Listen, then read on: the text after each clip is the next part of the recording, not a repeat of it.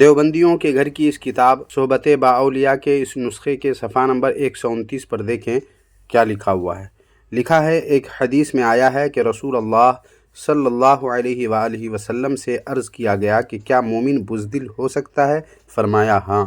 پھر عرض کیا گیا کیا مومن جھوٹ بول سکتا ہے؟ فرمایا نہیں۔ اور آگے دیکھیں، دیوبندیوں کے شیخ الحدیث زکریا کاندھلوی دیوبندی کہتے ہیں کہ ہم میں سے ہر شخص کو اپنے گریباں میں منہ ڈال کر سوچنا چاہیے۔ ہم لوگوں کا حال یہ ہو گیا ہے کہ جب تک گفتگو میں جھوٹ کی آمیزش نہ ہو ہمیں لطف نہیں آتا۔ جی ہاں سامعین، ان دیوبندیوں وہابیوں کی حقیقت یہی ہے کہ یہ لوگ جب تک اپنی گفتگو میں جھوٹ کو شامل نہ کر لے ان لوگوں کو لطف نہیں آتا، ان لوگوں کو سکون نہیں ملتا ہے، جس کی چند مثالیں آپ کو آج کی اس ویڈیو میں دیکھنے کو ملیں گی۔ تو چلیں بلا تاخیر ویڈیو شروع کرتے ہیں۔ باطل کا رد کریں گے ہم ہیں بریلی والے۔ سامعین و ناظرین، دیوبندیوں کو اپنے مفتی کی یہ بات ہمیشہ یاد رکھنی چاہیے۔ دیکھو، اچھے لوگ مارکیٹ میں بڑے شارٹ چل رہے ہیں۔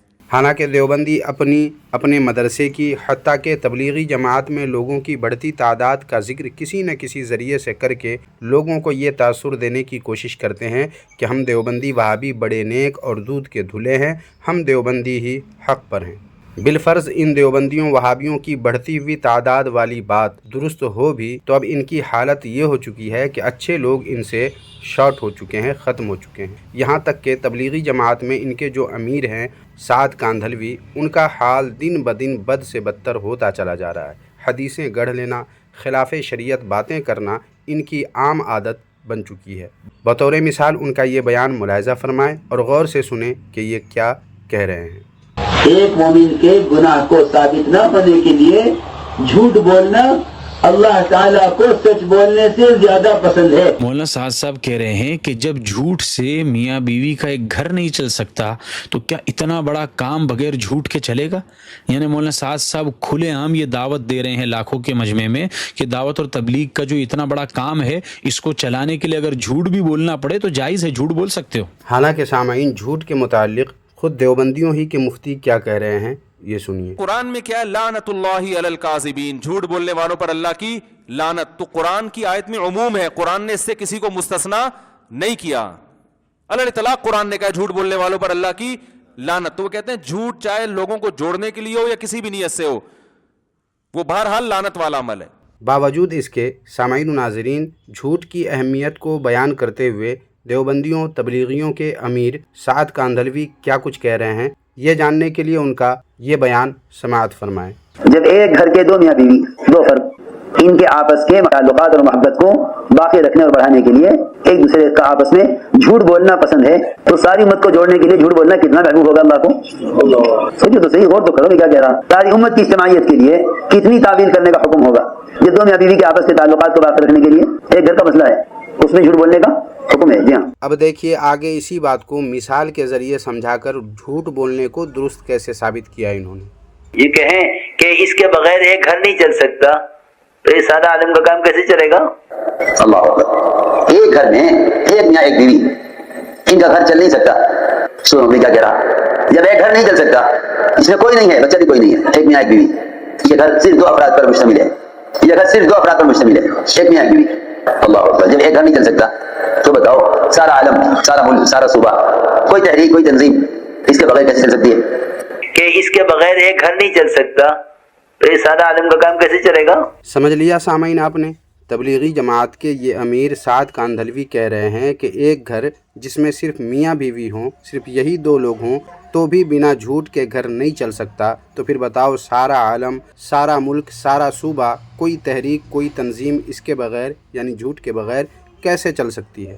غور فرمائیں سامعین، اگر سعد کاندھلوی دیوبندی کا یہ بیان جھوٹوں مکاروں کے ہاتھ لگ گیا تو وہ ان کا کیسے مس یوز کریں گے؟ ہر جھوٹ بولنے والا اپنے ہر جھوٹ کے جواب میں سعد کاندھلوی کے اس بیان کو لوگوں کے سامنے پیش کر دیں گے کہ جب ایک گھر بنا جھوٹ کے چل نہیں سکتا، کوئی ملک، کوئی صوبہ، کوئی تحریک اور کوئی تنظیم جھوٹ کے بغیر چل نہیں سکتی، تو ہم نے جھوٹ بول دیا تو کیا غلط کر دیا؟ سامعین، ہر جھوٹا مکار اس طرح کی بات سعد کاندھلوی کے اس بیان کو سن کر کہہ سکتا ہے یا نہیں کہہ سکتا ہے؟ یقیناً کہہ سکتا ہے۔ لیکن سامعین، تعجب یہ نہیں ہے، تعجب کی بات یہ ہے کہ جب سعد کاندھلوی کے اس بیان پر خود دیوبندی مفتی ہی نے اس کی گرفت کی تو سعد کاندھلوی کے دفاع میں ایک تبلیغی اشاعتی دیوبندی آیا اور کیسے سعد کاندھلوی کو صحیح ثابت کرنے کی کوشش کر رہا ہے، یہ آپ اس ویڈیو میں ملاحظہ فرمائیں۔ استغفر اللہ۔ الفاظ مولانا صاحب کے کچھ اور تھے اور یہ الفاظ اپنی طرف سے کچھ ملا رہا ہے۔ مولانا صاحب نے یہ بولا کہ امت کی اجتماعیت کے لیے اگر کوئی تعویلات کرتا ہے، جھوٹ بولتا ہے تو اس کا ثواب کتنا ہوگا، جبکہ میاں بیوی کے درمیان کے اندر محبت اور رشتہ قائم کرنے کے لیے بھی جھوٹ بولا جا سکتا ہے، تو امت کو جوڑنے کے لیے، اجتماعیت کے لیے بھی جھوٹ بولا جا سکتا ہے، تعویلات کی جا سکتی ہے۔ تعویل کہا ہے، تعویل جھوٹ نہیں ہوتی ہے، تعویل کو جھوٹ نہیں کہا۔ لیکن اس جھوٹے ارشد ڈہری نے مولانا صاحب کے الفاظ کو بدل دیا، الفاظ کو بدلا اور کیا کہہ رہا ہے سنیے۔ مولانا صاحب کہہ رہے ہیں کہ جب جھوٹ سے میاں بیوی کا ایک گھر نہیں چل سکتا تو کیا اتنا بڑا کام بغیر جھوٹ کے چلے گا؟ تو کیا اتنا بڑا کام بغیر جھوٹ کے چلے گا؟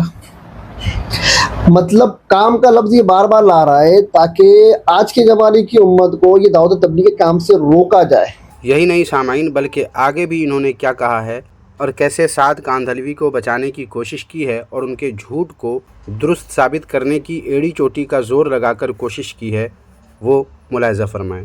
مولانا صاحب کے بولنے کا مقصد بالکل الگ ہے۔ تعویلاً اگر کسی کو دین کی طرف لانے کے لیے، دعوت کی طرف لانے کے لیے اور آپس کے اندر جوڑ اور اتفاق پیدا کرنے کے لیے اگر جھوٹ اگر بولنا اگر چاہے تو بول سکتے ہیں، جھوٹ اگر بولنا اگر چاہے تو بول سکتے ہیں، جھوٹ اگر بولنا اگر چاہے تو بول سکتے ہیں۔ سامعین و ناظرین، یہ کیسی دعوت و تبلیغ ہے کہ خود اس بات کا اعلان کر رہے ہیں یہ دیوبندی وہابی لوگ کہ یہ کام جس کو دعوت و تبلیغ کا نام یہ دیوبندی لوگ دیتے ہیں، یہ کام بنا جھوٹ کے چل نہیں سکتا۔ اب یہیں سے ہر تبلیغی، ہر دیوبندی کو سوچ لینا چاہیے، سمجھ لینا چاہیے اور فیصلہ کر لینا چاہیے کہ ان کو ان تبلیغی جماعت کے امیر اور ذمہ دار لوگوں نے کیسے جھوٹ بول کر گمراہ کیا ہوگا اور کہاں کہاں جھوٹ بولا ہوگا، کہ جن کو خود اس بات کا اعتراف ہے وہ خود اس بات کا اعلان کر رہے ہیں کہ بنا جھوٹ کے ہمارا کام نہیں چل سکتا۔ سامعین غور فرمائیں تو اب ان تبلیغی جماعت والوں کی تو ہر بات